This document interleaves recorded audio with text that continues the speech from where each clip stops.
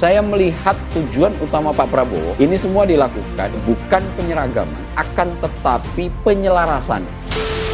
Kita berharap nanti dengan adanya penyelarasan ini, program pusat yang saat ini sudah sangat mendapatkan apresiasi positif di publik, nanti bisa ditularkan atau kepala daerah menjadi kepanjangan tangan apa yang sudah dikonsepsikan Pak Prabowo, kemudian bisa diaplikasikan dan dilanjutkan oleh kepala-kepala daerah yang baru saja dilantik.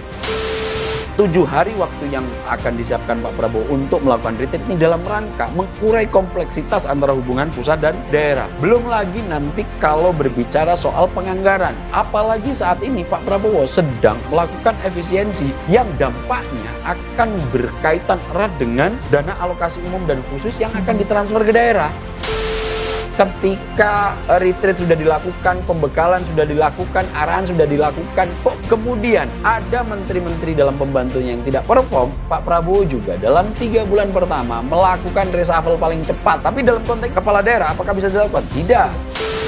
Tingkat IQ kita rata-ratanya cuma berapa? 78,4. Ini saya melihat menjadi latar belakang utama kenapa kemudian Pak Prabowo menggenjot total sebagai konsentrasi di pemerintahan pertama ini adalah menaikkan gizi. Kenapa? Tingkat pengetahuan kognisi yang bagus tidak akan bisa terwujud tanpa adanya asupan gizi yang baik sejak dalam pertumbuhan masa dasar atau di elementary school gitu.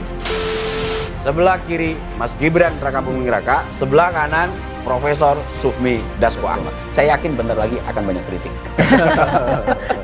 Terima kasih telah berkenan singgah di channel ini ya. Jangan lupa tekan tombol subscribe dan nyalakan lonceng notifikasinya. Selamat menyimak.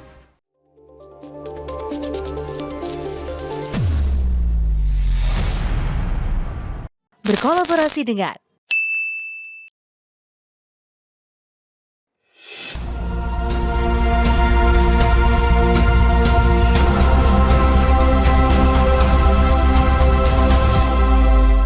senang sekali hari ini kita berdua bisa menemani sahabat ataupun pemirsa Sinpo TV semuanya bersama saya Alfri Fai. Dan saya Tiara Dianti akan menemani pagi hari Anda dan tentunya mengupdate informasi Anda jelang pelantikan kepala daerah serentak yang akan berlangsung di Istana Kepresidenan Jakarta. Rencananya akan berlangsung pada pukul 10 Benar waktu sekali. Indonesia Barat, akan dilantik langsung oleh Presiden Prabowo Subianto, di mana ada 481 pasangan kepala daerah dan wakil kepala daerah terpilih yang akan dilantik. Ini merupakan hasil dari pemilihan kepala daerah tahun 2024. Dan ini merupakan sejarah bagi Indonesia. Betul. Karena untuk pertama kalinya pelantikan kepala daerah dan juga wakil kepala daerah ini dilakukan secara serentak terpusat di Istana Merdeka Jakarta. Betul sekali, dan tentunya di live event pelantikan kepala daerah serentak pada hari ini kita tidak hanya berdua, telah hadir bersama kami di studio Sinpo TV Bang Abdul Hakim MS, Direktur Eksekutif Skala Survei Indonesia. Selamat pagi Bang Aap. Selamat pagi. Sehat Bang Aap? Alhamdulillah. Alhamdulillah sehat. Hari ini kita akan menyaksikan bersama bagaimana ini momen bersejarah bagi Indonesia, di mana untuk pertama kalinya pelantikan kepala daerah dan juga wakil kepala daerah dilakukan serentak di Istana Merdeka Jakarta oleh Presiden Prabowo Subianto. Ya, kalau kita lihat memang ini adalah momen paling bersejarah. Pertama kali dilakukan dengan serentak, baik pilkadanya maupun pelantikannya. Meskipun secara seremonial kita lihat ini menjadi sesuatu yang cukup menjadi catatan pertama untuk tonggak pembangunan Indonesia ke depan terkait dengan suksesi kepemimpinan di bidang politik. Namun memang beberapa kritik juga hadir karena dengan semangat otonomi daerah agak beberapa hal sebetulnya dipertanyakan gitu. Sebetulnya kan kalau dalam undang-undang pilkada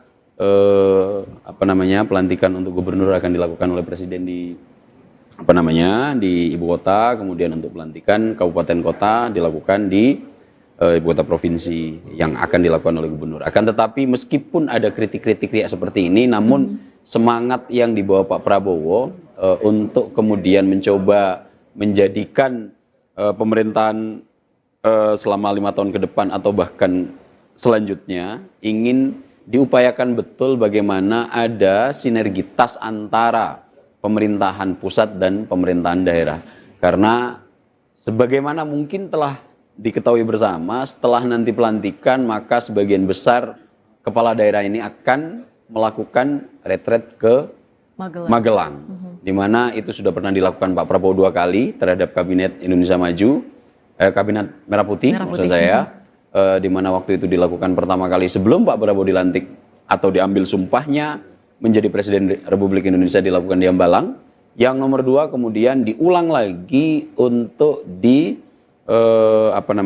lakukan di Lembah Tidar di Magelang. Nah, tujuan ini semua kan sebetulnya sebagai upaya komunikasi yang ingin dilakukan Pak Prabowo agar apa yang divisi misikan dalam Astacita bisa terrealisasi dengan mapan. Dan kita lihat hasilnya selama 3 bulan pertama, 3 bulan lebih sedikit pemerintahan Pak Prabowo akhirnya mendapatkan sesuatu yang cukup baik di mata masyarakat. Tingkat kepuasan publik ada di angka 81%, bahkan tingkat kepercayaannya ada di angka 90%.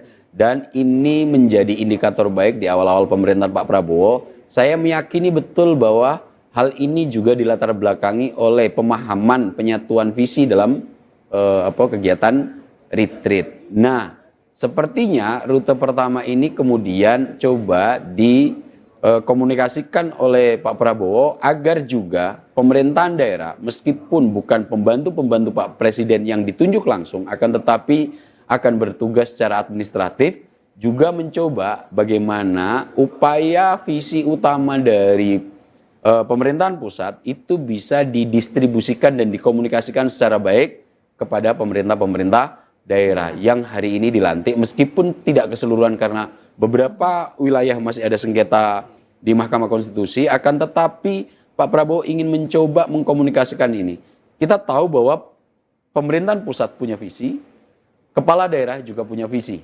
Yang dua-duanya itu dalam semangat otonomi daerah berdiri secara mandiri, di mana Pak Prabowo mencanangkan Astacita dan mungkin juga untuk beberapa kepala daerah keseluruhan yang ada di Indonesia juga sempat mengeluarkan janji-janji kampanye politik ketika akan maju berkontestasi dalam pemilihan kepala daerah secara langsung. Nah, bagaimana kemudian dua visi besar antara pemerintahan pusat dan juga pemerintahan daerah ini coba dijembatani oleh Pak Prabowo. Satu, melalui pelantikan secara serentak yang saat ini kita saksikan bersama, yang nanti akan ditindaklanjuti oleh komunikasi penyamaan sinkronisasi antara visi pusat dan visi daerah. Dan inilah yang mungkin saya melihat dari jauh yang bisa saya amati kenapa kemudian Pak Prabowo meskipun ada sedikit kerikil terkait dengan undang-undang pilkada, akan tetapi kemudian diupayakan pelantikan ini dilakukan secara serentak di ibu kota negara. Dan sebelum hari ini, sebelum pelantikan serentak kepala daerah, serangkaian kegiatan dilakukan mulai dari pemeriksaan kesehatan bagi kepala daerah, kemudian juga gladi kotor dan juga gladi bersih. Bang Ab melihatnya apa yang kemudian ingin ditunjukkan oleh Presiden Prabowo? Apakah ingin benar-benar mempersiapkan pelantikan kepala daerah serentak ini benar-benar berjalan dengan lancar dan matang atau seperti apa? Ya, kalau kita lihat kan nanti ini akan berada pada rute yang agak cukup panjang ya. Ini sekarang semuanya harus berkumpul di Monas, di mana nanti jarak dari Monas ke Istana memang jaraknya agak cukup lumayan begitu. Dan ketika nanti kesehatan dari masing-masing calon kepala daerah pada saat ini disangsikan atau dipertanyakan tidak dalam kondisi fit, tentu akan menjadi kendala serius. Itu kenapa kemudian untuk mencegah hal-hal yang tidak diharapkan terjadi pada prosesi pelantikan yang baru pertama kali dilakukan dengan prosesi seperti yang kita lihat bersama ini baru pertama kali ini, dan ini akan menjadi istilahnya catatan-catatan yang nanti akan terus diingat sepanjang sejarah politik Republik ini berdiri. Dan tentu persiapan-persiapan yang dilakukan tidak tergesa-gesa, harus dipersiapkan dengan matang, termasuk juga untuk cek kesehatan. Mungkin secara biologis usia para kepala daerah terpilih ini juga tidak semuanya seragam dan mudah begitu. Dan kalau misalnya untuk pelantikan yang akan berlangsung pada hari ini nanti pukul 10 waktu Indonesia Barat secara serentak, sebenarnya apa yang ingin ditampilkan oleh Presiden? Apakah kemudian ini berkaitan dengan penghematan anggaran, kaitannya makanya dilakukan pelantikan pilkada serentak seperti ini, Bang Aap? Bahkan kadang-kadang analisis itu ada beberapa juga yang mengeluarkan kritik, Mbak Tiara, bahwa dalam saat negara sedang melakukan efisiensi, akan tetapi malah Pak Prabowo misalnya kritik yang mengemuka itu kok malah mengeluarkan anggaran yang cukup besar untuk acara seremoni seperti pelantikan serentak. Akan tetapi kalau melihat secara keseluruhan, kritik ini mungkin didasari pada belum adanya pemahaman secara hakikat kenapa Pak Prabowo melakukan ini semua. Saya melihat tujuan utama Pak Prabowo, kalau kita teropong dari jauh gitu, ini semua dilakukan dalam rangka satu, bukan penyeragaman, akan tetapi penyelarasan. Tidak kemudian ini diseragamkan, semuanya harus tidak ada visi misi kepala daerah yang ada visi Pak Prabowo, bukan demikian. Karena dua entitas pemerintahan pusat dan pemerintahan daerah itu adalah dua stakeholder yang berbeda sejak diundangkannya semangat otonomi daerah, di mana masing-masing daerah punya kearifan lokal untuk diimplementasikan dalam pemerintahan daerahnya, bisa dieksekusi, bisa menyusun anggaran, bisa kemudian juga menjalankan semua yang diharapkan oleh masyarakat sesuai dengan wilayahnya masing-masing. Meskipun demikian, akan tetapi Pak Prabowo saya melihat meskipun tidak diseragamkan, akan tetapi ide-ide yang ada dari daerah dan nanti apa yang diharapkan oleh Pak Prabowo ini bisa diselaraskan. Kita tahu Pak Prabowo punya 3 tujuan utama dan saya melihat dalam Asta Cita selain pembangunan yang sektor SDA, Pak Prabowo ingin betul menitik beratkan pada posisi pengembangan SDM yang unggul. Di mana program yang cukup mendapatkan perhatian serius dari Pak Prabowo adalah soal bagaimana gizi bisa dikonsumsi oleh anak-anak Indonesia mulai dari dalam kandungan sampai nanti dia tumbuh di minimal sekolah dasar. Itu kenapa Pak Prabowo ingin betul menjadikan gizi anak ini sebagai soko guru pertama yang ingin dieksekusi Pak Prabowo, karena kalau kita melihat realitas Mbak Tiara sama Mas Arief, kita agak cukup miris jika melihat apa yang saat ini melingkupi mayoritas masyarakat Indonesia. Saya ambil contoh paling sederhana, misalnya dalam laporan World Population Review, di mana lembaga ini mengukur tingkat kemampuan kognisi dari mayoritas masyarakat Indonesia, dari 199 negara yang diteliti oleh World Population Review, tingkat IQ kita yang menjadi indikator untuk seberapa jauh daya jelajah kognisi dari masyarakat Indonesia, rata-ratanya cuma berapa? 78,4. Urutan nomor 129 dari 199 negara yang diteliti.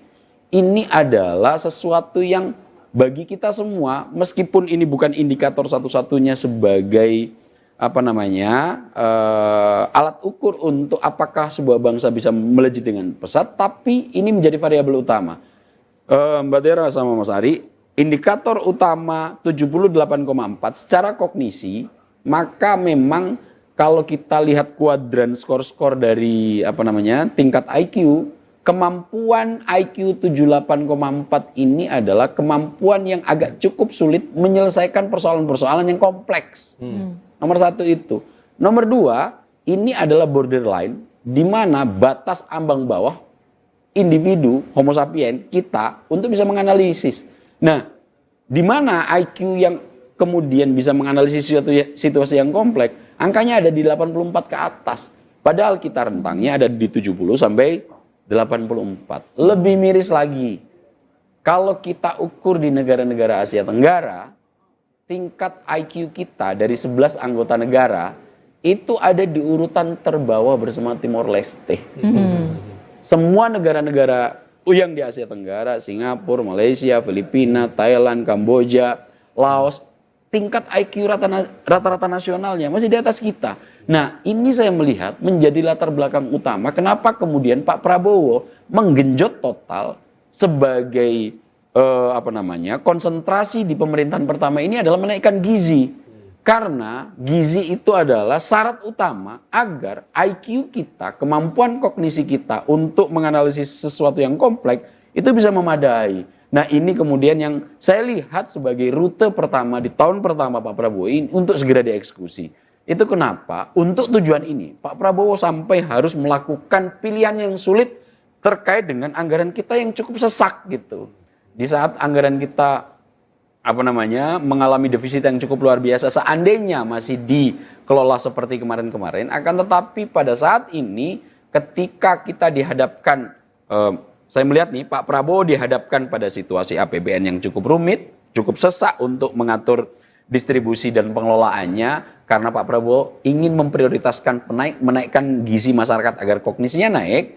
Akhirnya apa? Adalah efisiensi anggaran. Baik, Oke. Bang Aap, kalau kita melihat tadi seluruh kepala daerah dan juga wakil kepala daerah ini sudah melakukan long march dari Monas menuju ke Istana Merdeka Jakarta, bahkan saat ini juga sudah tengah bersiap karena sesaat lagi tepatnya pada pukul 10.00 waktu Indonesia Barat akan segera dimulai seluruh rangkaian dari pelantikan pada hari ini. Bang Aap tadi sempat di awal sempat menyebut bahwa adanya kritik-kritik terkait dengan kekhawatiran terkait dengan otonomi daerah dengan adanya pelantikan secara serentak pada hari ini. Tapi kalau melihat esensi dari pelantikan serentak pada hari ini seperti apa, Bang? Apakah ini memang juga mempengaruhi terhadap otonomi daerah dan lain sebagainya atau seperti apa, Bang? Nah, ini yang nanti coba saya menunggu apa yang akan disampaikan oleh Pak Prabowo Subianto ketika memberikan kata sambutan dalam acara pelantikan ini. Saya ingin melihat betul apa yang ada yang sedang difikirkan oleh Pak Prabowo sehingga kemudian pelantikan yang semestinya secara undang-undang pilkada untuk kepala daerah, kabupaten dan kota itu dilakukan di provinsi atau dilakukan oleh gubernur, sementara untuk gubernur dilakukan oleh presiden di ibu kota negara dalam rangka nanti biar tidak ada seolah-olah nanti kepala-kepala daerah nanti yang langsung dilantik presiden akhirnya mengabaikan secara administratif posisi gubernur. Nah, kalau saya berasumsi, saya mengasumsikan bahwa apa yang dilakukan Pak Prabowo untuk segera bisa melakukan konsolidasi dan koordinasi total terkait penyelarasan apa yang diidekan oleh masing-masing kepala daerah yang juga punya janji kepada konstituennya, pun apa yang kemudian Pak Prabowo sedang cita-citakan yang termaktub dalam Asta Cita. Nah, saya melihat ada upaya betul agar penyelarasan antara apa yang divisikan Pak Prabowo ini juga nanti terwadahi dengan sangat baik oleh pemerintah daerah. Nah, rute yang dipilih Pak Prabowo adalah memilih tidak berkomunikasi secara daring. Setelah pelantikan nanti akan kemudian semuanya diajak berkumpul di Lembah Tidar, di mana nanti di sana akan ada komunikasi face to face antara Pak Prabowo dan kepala daerah, plus ada pembekalan materi-materi yang akan disampaikan begitu. Nah, saya melihat Pak Prabowo kalau dari kacamata saya pribadi melakukan ini karena sering terjadi ada kompleksitas yang cukup luar biasa hubungan antara pusat dan daerah. Dan jika kompleksitas ini hanya dibicarakan secara daring, itu sangat tidak memadai. Kita tahu persoalan yang paling sering mengemuka dalam konteks hubungan pusat dan daerah nomor satu adalah persoalan penyatuan visi misi. Apa yang divisikan pusat terkadang itu tidak kemudian ditindaklanjuti oleh pemerintah daerah. Salah satu contoh kecil misalnya, pemerintah pusat sudah membangun waduk di sebuah wilayah. Akan tetapi waduk ini akhirnya terbengkalai dan tidak berfungsi maksimal karena pemerintah daerahnya tidak membangun sistem irigasi. Nah, persoalan-persoalan ini kan perlu disinkronisasi. Persoalan ini jika kemudian tidak diskusikan secara face to face, 7 hari waktu yang akan disiapkan Pak Prabowo untuk melakukan retreat ini dalam rangka mengurai kompleksitas antara hubungan pusat dan daerah. Belum lagi nanti kalau berbicara soal penganggaran. Bagaimana DAK, DAU, kemudian bagaimana PAD itu nanti diselaraskan dalam konteks pemerintah pusat. Apalagi saat ini Pak Prabowo sedang melakukan efisiensi yang dampaknya akan berkaitan erat dengan dana alokasi umum dan khusus yang akan ditransfer ke daerah. Dengan anggaran APBN kita yang sekarang 3.400 sampai 3.600 triliun, saat ini coba direfocusing oleh Pak Prabowo, bukan kemudian diambil, tapi difokus ulang, dipindah prioritaskan ke sektor yang dipandang Pak Prabowo menjadi cikal bakal untuk pembangunan manusia yang unggul. Apa itu? MBG, pendidikan dan kesehatan. Ini saya melihat menjadi rute pertama yang kemudian coba difokuskan Pak Prabowo di pemerintahan pertama ini, di tahun pertama ini, dan ini tentu butuh sinkronisasi dengan daerah, di mana nanti ini akan sangat berkaitan dengan peran pemerintahan daerah dan birokrat-birokrat yang ada di daerah dalam rangka menyukseskan cita-cita Pak Prabowo untuk membuat manusia yang unggul. Seperti yang saya sebut tadi, kita secara kognisi cukup miris posisinya di dunia atau bahkan di negara Asia Tenggara sendiri. Nah, persoalan-persoalan yang muncul lagi apa? Persoalan infrastruktur yang saya sebut tadi. Kadang-kadang prioritas untuk kepala daerah itu membangun infrastruktur A, tapi kadang-kadang ini tidak tidak sejalan dan tidak selaras apa yang harapkan oleh prioritas-prioritas pembangunan pemerintah, dan ini sering bertabrakan. Nah, jika ini dikomunikasikan secara daring agak kurang memadai. Kelemahannya satu-satunya perkumpulan yang akan dilakukan Pak Prabowo ini adalah soal waktu dan biaya. Dan ini kemarin juga sempat menjadi pertanyaan publik. Akan tetapi kalau saya melihat hakikatnya, ketika kita ingin mengeksekusi sesuatu, maka persiapan blueprint, kemudian konsepsi awal dibicarakan secara tuntas, itu adalah hal yang paling penting. Mas Ari dan Mbak Tiara misalnya, ketika akan melakukan konsepsi sebuah siaran produksi, apa yang akan dilakukan pertama kali? Diskusi, tatap muka, komunikasi. Memungkinkan nggak itu dilakukan secara daring? Mungkin, tapi kalau untuk sesuatu yang sudah kompleksitasnya sangat luar biasa, tidak akan memadai dilakukan dengan WhatsApp, video call. Ini harus ada meeting. Kenapa? Ketika kita bertemu face to face, semua persoalan bisa diurai dan kita tahu ekspresi ini disampaikan betul-betul ini sedang dalam persoalan ataukah hanya gimmick belaka. Nah, ketika nanti di dalam retreat ini saya melihat Pak Prabowo berupaya itu. Dan ketika ini sudah dilakukan, Pak Prabowo juga dalam 3 bulan pertama melakukan reshuffle paling cepat. Ketika retreat sudah dilakukan, pembekalan sudah dilakukan, arahan sudah dilakukan, kok kemudian ada menteri-menteri dalam pembantunya yang tidak perform, dilakukan reshuffle. Tapi dalam konteks ini, kepala daerah apakah bisa dilakukan? Tidak. Akan tetapi minimal Pak Prabowo ingin hal ini bisa diselaraskan dengan apa yang nanti akan dikerjakan oleh pemerintah daerah, Mas Ari dan Mbak Tiara. Baik, berarti bukan penyeragaman, melainkan penyelarasan. Iya, itu kalau yang, menurut pandangan saya. Itu yang kemudian ditekankan, dan program prioritas ataupun janji kampanye dari Presiden Prabowo Subianto, salah satunya adalah yang difokuskan makan bergizi gratis begitu kepada kepala daerah yang kemudian dilantik pada hari ini, Bang Aap. Betul, karena tadi lagi-lagi, kenapa Pak Prabowo sangat betul concern terhadap makan bergizi gratis, seperti yang saya kemukakan tadi, posisi IQ kita di dunia dari 199 negara yang diteliti oleh World Population Review, kita ada di urutan 129. Bahkan di negara-negara Asia Tenggara, dari 11 negara Asia Tenggara, kita berada di posisi paling bawah bersama Timor Leste. Coba bayangkan dengan situasi yang seperti ini, padahal kompleksitas sebuah negara itu agak cukup rumit untuk bisa dikerjakan secara mandiri. Jika kapasitas analisis mayoritas masyarakat kita berada di intelektual rendah, apa yang bisa kita harapkan? Nah, inilah yang saya melihat kenapa kemudian Pak Prabowo tidak hanya sekarang. Saya deteksi dari 2009 ketika Pak Prabowo sudah kembali aktif di dunia politik. Ini sudah disuarakan revolusi putih waktu itu, pemberian susu terhadap anak-anak kita, itu ditekankan berulang-ulang karena rute negara-negara maju sama persis apa yang dibayangkan Pak Prabowo. Norwegia pernah memberikan makan gratis selama puluhan tahun, Jepang, kemudian sekarang yang dilakukan di India. Kenapa?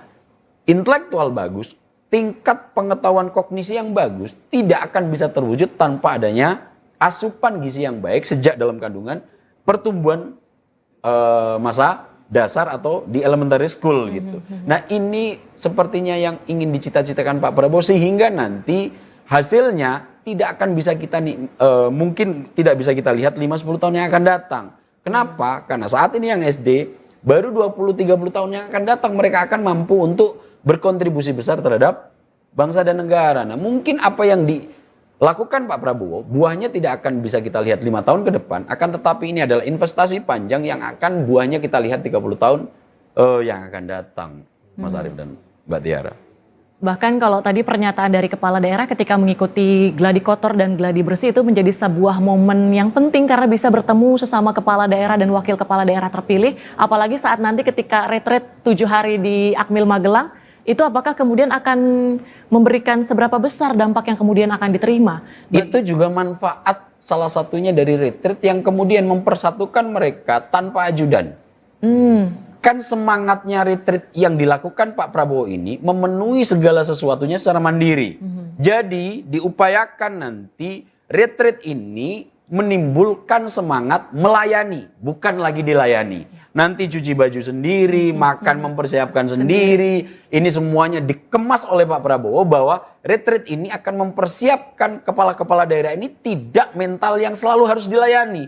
Dan itu selalu ditunjukkan oleh Pak Prabowo. Misalnya, kita lihat ya secara personal, Pak Prabowo apa yang dikemukakan, apa yang dicita-citakan, apa yang coba diaplikasikan, itu sudah bisa kita terlihat dari gaya verbatim dan juga sikap yang ditunjukkan Pak Prabowo. Saya kemarin sempat menonton Pak Prabowo ketika diundang Mahkamah Agung untuk menyampaikan laporan apa yang sudah dikerjakan Mahkamah Agung. Apa yang dilakukan Pak Prabowo?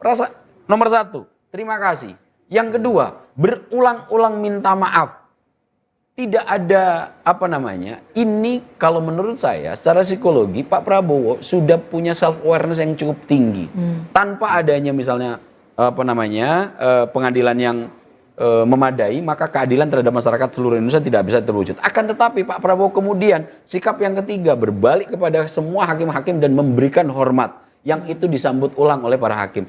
Nah, hal-hal semacam ini melayani, tidak merasa tinggi, tidak ada egoisme berlebihan ketika sudah tampil sebagai negarawan. Dan ini sepertinya ingin ditularkan ke Pak Prabowo terhadap kepala daerah. Itu kenapa saya baca konsepnya nanti untuk retreat ini tidak akan ada pengawal, tidak ada ajudan. Dalam 7 hari ini maka masyarakat kepala daerah ini akan melengkapi dan memenuhi kebutuhannya sendiri. Yang kedua apa yang dikatakan Mbak Tiara tadi, ini akan menjadi wadah yang sangat baik bagi kepala-kepala daerah untuk bertukar pikiran. Di wilayahmu apa yang terjadi, di wilayah saya begini, ini nanti akan berkomunikasi. Bayangkan nanti apa yang akan bisa dihasilkan dari diskusi seluruh kepala daerah yang sedang berkumpul jadi satu. Tentu ini akan membawa daya jelajah pengalaman baru dari diskusi-diskusi yang muncul selama 7 hari itu. Dan kita berharap ini nanti akan menjadikan pembangunan 5 tahun ke depan di Indonesia ini akan menjadi jauh lebih baik. Baik Bang Aap, kalau kita saksikan di layar kaca saat ini Presiden Prabowo Subianto ini didampingi oleh Wakil Presiden Gibran Rakabuming Raka dan juga Wakil Ketua DPR ada Sufmi Dasko sudah nampak hadir di lokasi pelantikan. Itu artinya sesaat lagi kita akan saksikan bersama-sama jalannya pelantikan kepala daerah dan juga wakil kepala daerah serentak di Istana Merdeka. Tapi sebelum Jakarta. itu, Mas ini, again, sebelah kiri Mas Gibran Rakabuming Raka, sebelah kanan Profesor Sufmi Dasko Ahmad. Saya yakin bentar lagi akan banyak kritik. Dan pemirsa, baru saja kita saksikan bagaimana jalannya pelantikan kepala daerah dan juga wakil kepala daerah serentak oleh Presiden Prabowo Subianto yang diadakan di Istana Merdeka Jakarta. Ini baru saja berlangsung, Tiara. Betul sekali, dan dalam pidatonya tadi Presiden Republik Indonesia Prabowo Subianto menyampaikan selamat kepada kepala daerah dan juga wakil kepala daerah terpilih yang telah dilantik pada hari ini, Kamis 20 Februari 2025, dan menjadi momen bersejarah bagi bangsa Indonesia karena pertama kalinya total ada 961 kepala daerah yang dilantik oleh kepala negara, Presiden RI Prabowo Subianto. Benar sekali, dan tadi kalau kita menyimak bagaimana isi dari pidato Presiden Prabowo Subianto ini sama seperti yang disampaikan oleh Bang Aap di awal tadi, bahwasannya penyelarasan. Tadi Presiden Prabowo Subianto juga sempat mengatakan bahwasannya meski berbeda-beda, meski berasal dari berbagai macam suku, berbagai macam parpol, namun memiliki satu tujuan yang sama, yaitu pengabdian terhadap masyarakat. Bang Aap menanggapi isi dari pidato Presiden Prabowo Subianto tadi, Bang Aap. Ya, apa yang disampaikan Pak Prabowo tadi singkat, padat, dan jelas. Nomor satu catatan saya, Pak Prabowo telah menunjukkan betapa pluralnya kita, betapa besarnya Indonesia, yang kemudian terrepresentasi dari pelantikan yang saat baru saja kita saksikan, mulai dari Papua hingga Aceh, itu semua ada, meskipun nanti untuk Aceh agak cukup berbeda pelantikannya karena nanti ada di Mahkamah Syariah. Nah, cuma apa yang disampaikan Pak Prabowo tadi tidak begitu panjang, akan tetapi sebetulnya memiliki mana yang cukup mendalam. Di awal tadi, sebagaimana Mas Arief singgung tadi, bahwa ini upaya Pak Prabowo sebagai langkah penyelarasan dalam konteks pembangunan sebuah negara, di mana Pak Prabowo menyinggung, kalian hadir mewakili banyak parpol. Dan ketua umum parpol tadi semuanya diundang, karena memang jabatan yang baru saja dilantik ini adalah jabatan politik. Satu-satunya jalur yang bisa mengisi jabatan ini adalah partai politik.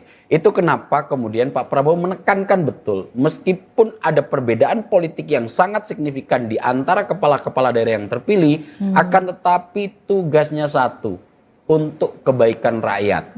Dan tadi juga sudah sempat kita singgung, Mas Arief, bahwa Pak Prabowo kembali menekankan satu hal, bahwa kepala-kepala daerahnya yang sudah meminta mandat kepada rakyat, dan alhamdulillah mereka dipercaya rakyat untuk kemudian diberikan mandat menjadi pemimpin tertinggi daerah masing-masing, jangan pernah lupa bahwa mereka semua adalah pelayan, bukan sebagai yang dilayani. Nah, ini seperti yang sudah kita bahas di awal tadi, ini nanti sepertinya konsepsi besar yang akan dicoba diaplikasikan dalam retreat gitu.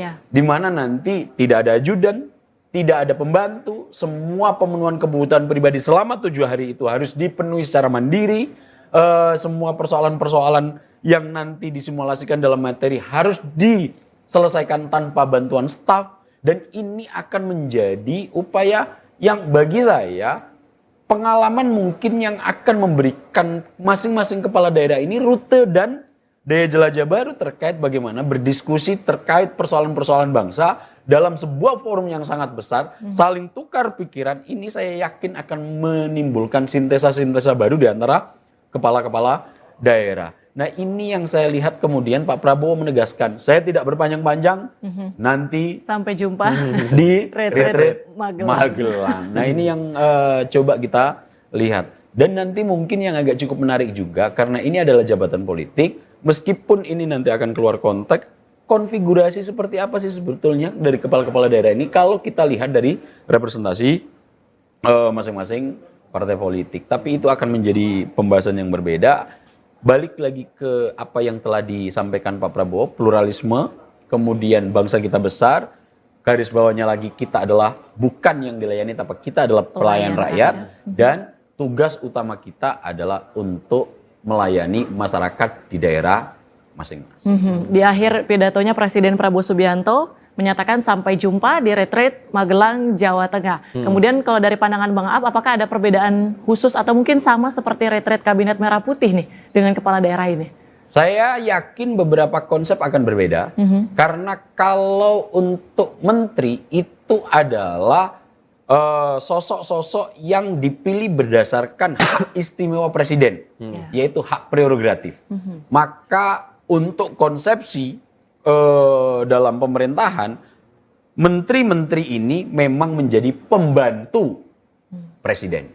Nah, berbeda kasus dengan kepala daerah. Sebetulnya posisi Pak Prabowo dengan posisi kepala daerah setara. Dalam konteks dua-dua institusi ini, baik presiden maupun kepala daerah, diberikan mandat oleh rakyat masing-masing. Akan tetapi secara administratif negara, memang presiden menjadi piramida teratas dalam konteks pemerintahan. Tentu saya sangat meyakini bahwa retreat yang dilakukan terhadap para menteri Indonesia Merah Putih dan para kepala daerah akan dilakukan dengan cara berbeda.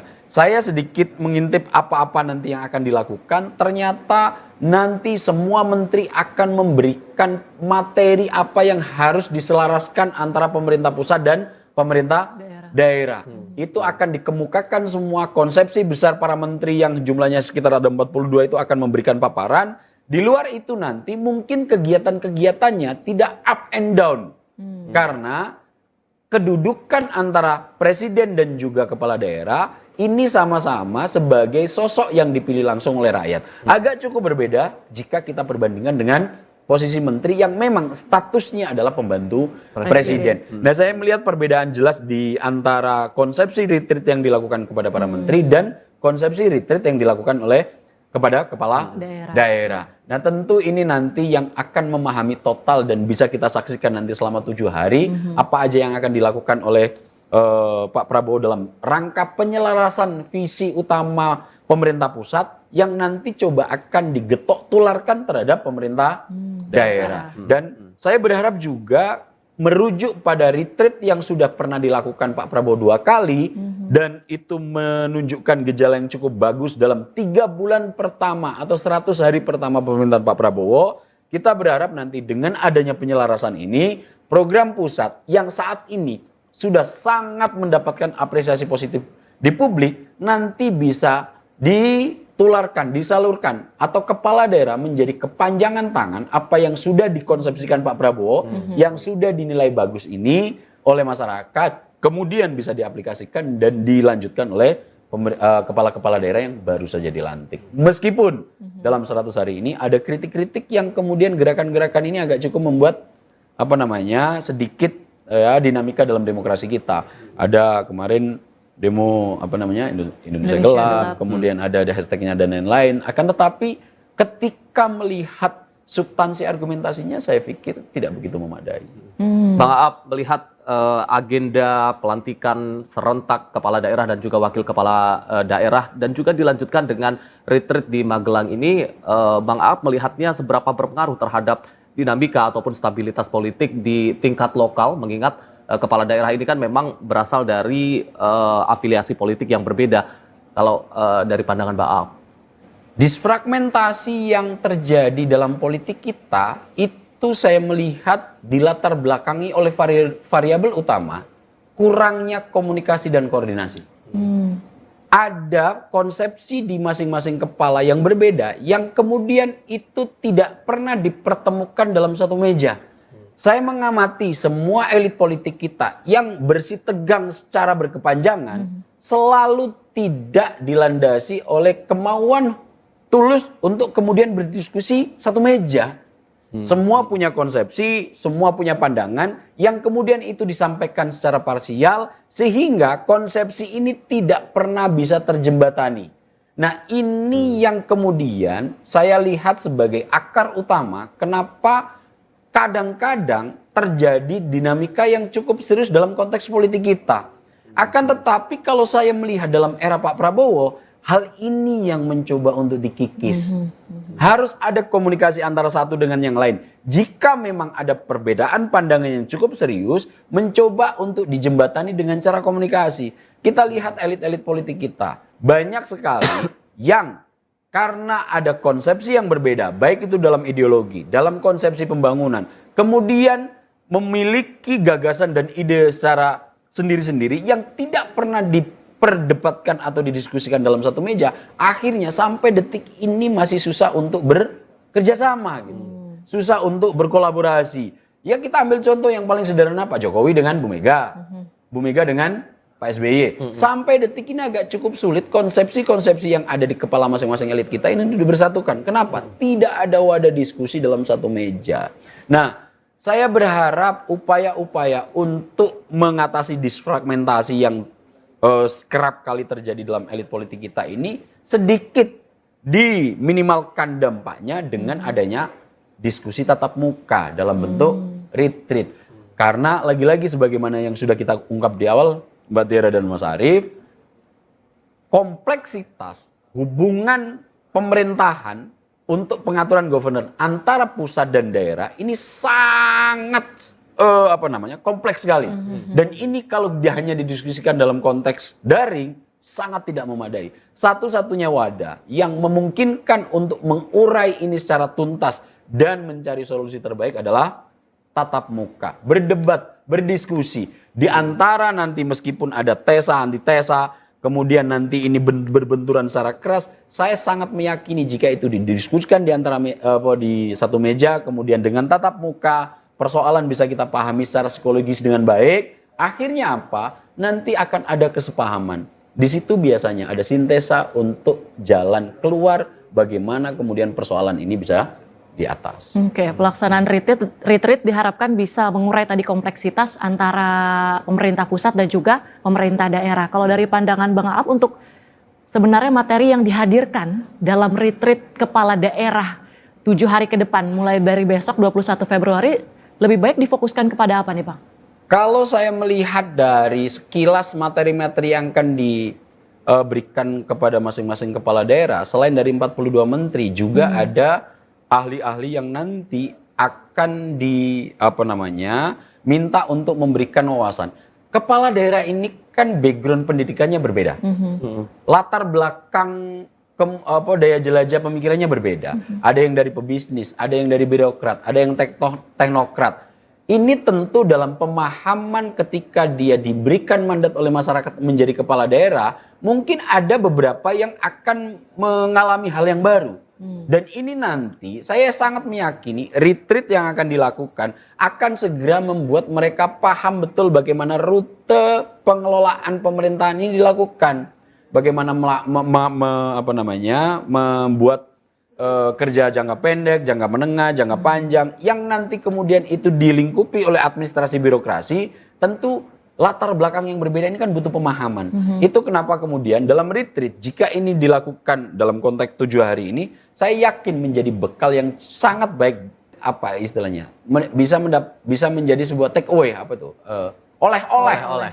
Jadi akan menjadi oleh-oleh dari masing-masing kepala daerah ini untuk nanti mungkin dari beberapa diskusi ini bisa diaplikasikan di daerahnya atau beberapa wilayah yang kemudian nanti seandainya masing-masing kepala daerah sudah ingin mendapatkan pengetahuan secara lebih jauh ketika mengeksekusi program A. Mungkin dari diskusi, di wilayah ini pernah kemarin diceritakan komunikasi ketika sudah terjadi personal lebih mudah. Langsung telepon, saya ingin studi banding terkait program yang akan kita lakukan.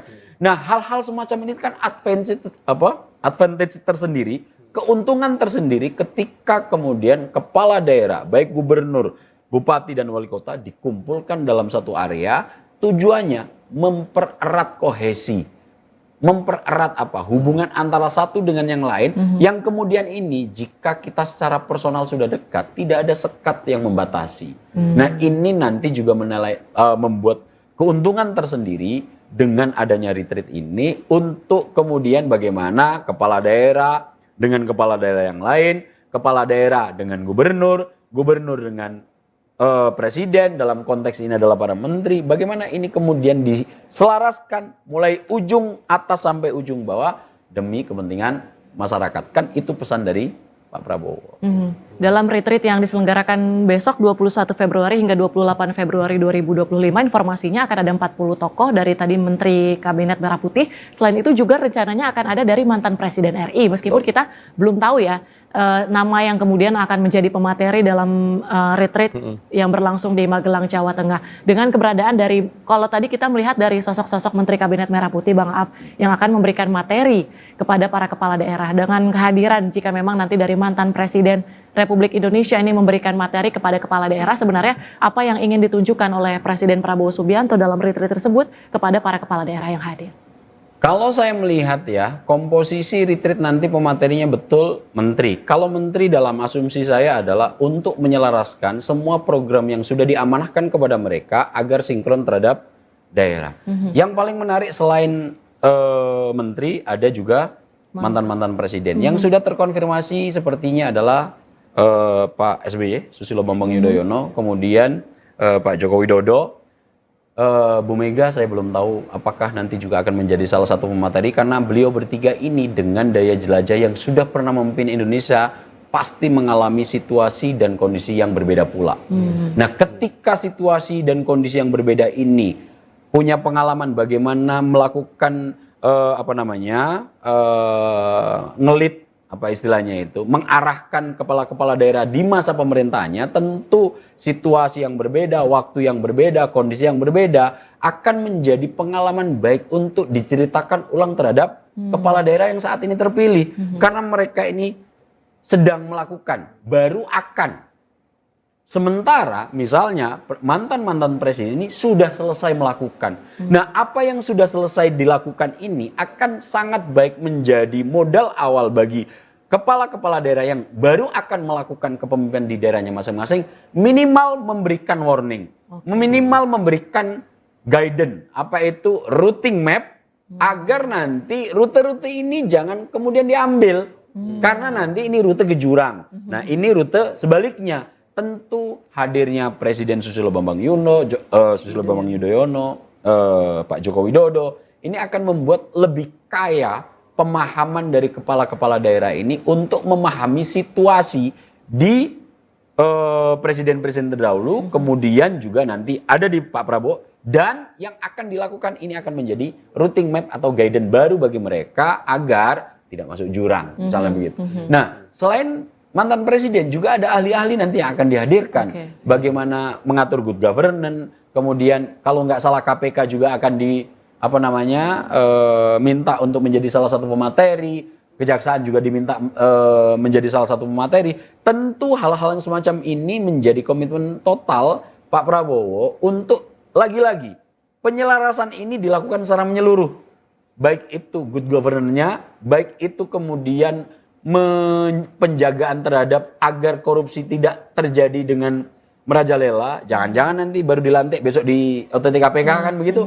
Ini kan sudah menjadi rahasia umum bahwa kepala daerah ini sangat rentan untuk terjerat kasus korupsi akibat ongkos politik yang mereka keluarkan dalam rangka mencapai kekuasaan politik tertinggi di wilayah masing-masing ini juga cukup banyak. Nah, hal-hal yang semacam ini yang saya yakin mencoba untuk komunikasikan oleh Pak Prabowo terhadap kepala-kepala daerah selain untuk pencapaian visi-visi utama program-program pemerintah pusat. Tentu proses dari retreat di Magelang, Jawa Tengah ini menimbulkan ekspektasi baru, harapan baru dari masyarakat tentunya akan kinerja dari para kepala daerah di daerahnya masing-masing. Tentu dalam proses ini bahkan dari serangkaian proses sebelum pelantikan hari ini, tentu tadi Bang Ab sempat menyebutkan ada kerikil-kerikil yang muncul mulai dari pelantikan serentak, kemudian dari adanya orientasi cek kesehatan para kepala daerah dan juga wakil kepala daerah terpilih, kemudian dari adanya pelaksanaan gladi kotor dan gladi bersih seperti itu. Lalu momen apa yang kemudian akan menjadi bukti dari Presiden Prabowo Subianto bahwa memang ini adalah hasil dari kerja ataupun dari rangkaian proses yang telah dilakukan untuk lagi-lagi menyelaraskan berbagai program visi dan misi antara pemerintah pusat dan daerah. Hal ini hanya waktu yang bisa menjawab, Mbak Tiara. Sebagaimana retreat waktu itu dilakukan Pak Prabowo di Hambalang, banyak kritik yang kemudian bermunculan bahwa itu adalah dilakukan sebelum dilantik menjadi presiden, kemudian setelah dilantik menjadi presiden dilakukan retreat di Magelang, di Lembah Tidar yang waktu itu ini adalah pemborosan, padahal ternyata sebagian besar biayanya ditanggung oleh dana pribadi Pak Prabowo dan lain-lainnya. Waktu itu kritik-kritik kemudian bisa dijawab dalam 100 hari pemerintahan Pak Prabowo. Apa itu? Harapan publik yang sangat tinggi, 90%, tingkat kepuasan juga di angka 81%, dan ini tidak dilakukan dan diafirmasi oleh satu lembaga survei, dan ini dilakukan oleh lembaga-lembaga survei mapan, Kompas, Indikator, kemudian Lingkaran Survei Indonesia, semuanya memberikan angka yang cukup baik terhadap apa yang telah dilakukan Pak Prabowo selama 100 hari pemerintahan. Pak Prabowo lebih banyak berpijak dalam kebijakan-kebijakan awalnya ini ada di masyarakat tengah bawah, meskipun nanti di tengah atas tidak juga diabaikan secara sempurna. Akan tetapi misalnya kebijakan-kebijakannya lebih banyak untuk mengarahkan total hal-hal yang diprioritaskan itu di tengah bawah. Saya kasih contoh misalnya berulang-ulang, PPN 12% misalnya. Jika kita perbandingkan dengan pemerintahan sebelumnya, di mana di awal-awal biasanya mereka akan berdiri di golongan tengah atas karena banyak budi untuk mengantarkan sampai menjadi presiden, akan tetapi Pak Prabowo tidak terkendala sama sekali di sektor itu. Pak Prabowo langsung semua kebijakannya menuju di sektor-sektor tengah bawah. Hakim, gaji guru, menghapus utang UMKM puluhan miliar, kemudian makan bergizi gratis, subsidi listrik sebagai sebagai konsesi dari kompensasi dari kenaikan PPN 12%. Yang kena PPN-nya adalah tingkat tengah atas, tapi yang menikmati adalah tengah bawah. Nah, hal-hal yang semacam ini kan kita lihat bahwa Pak Prabowo sepertinya sudah ingin betul untuk kembali tidak lagi meninabobokkan kalangan oligarki, kalau bahasanya gitu, tapi kemudian mencoba mengangkat masyarakat tengah bawah ini untuk menjadi backbone terkuat dalam pembangunan ekonomi ke depan. Nah, hal-hal semacam ini yang saya lihat kemudian banyak tidak membuat happy elite kita, yang akhirnya dengan narasi dan argumentasi seadanya melakukan kritik keras, termasuk demo kemarin yang tagline Indonesia gelap dan lain-lain. Karena mereka melihatnya tidak secara holistik, hanya sebagian kecil dan parsial. Nah, kalau saya lebih suka melihat hal-hal makronya, karena presiden ini adalah yang paling penting konsepsi makronya. Untuk detail-detail kecilnya tentu ini akan menjadi interpretasi total yang harus dijalankan oleh para pembantu-pembantunya. Kalau kita melihat memang kritik-kritik ini memang selalu ada di setiap program-program baik pemerintah terdahulu maupun pemerintah sekarang. Tapi kita akan menantikan bagaimana hasil dari retreat. Kalau kita kemarin melihat hasil yang dari retreat kabinet, kita juga akan melihat sama-sama bagaimana hasil dari retreat yang akan dilakukan terhadap kepala daerah dan juga wakil kepala daerah. Bang Aap, kita akan lanjutkan lagi perbincangan kita. Nanti usai jeda kita akan membahas terkait bagaimana peta konfigurasi politik di daerah-daerah pasca pemilu pilkada serentak 2024 dan juga pasca pelantikan serentak tahun 2025 ini. Usai jeda kita akan kembali, tetaplah bersama kami di live event pelantikan serentak kepala daerah dan juga wakil kepala daerah.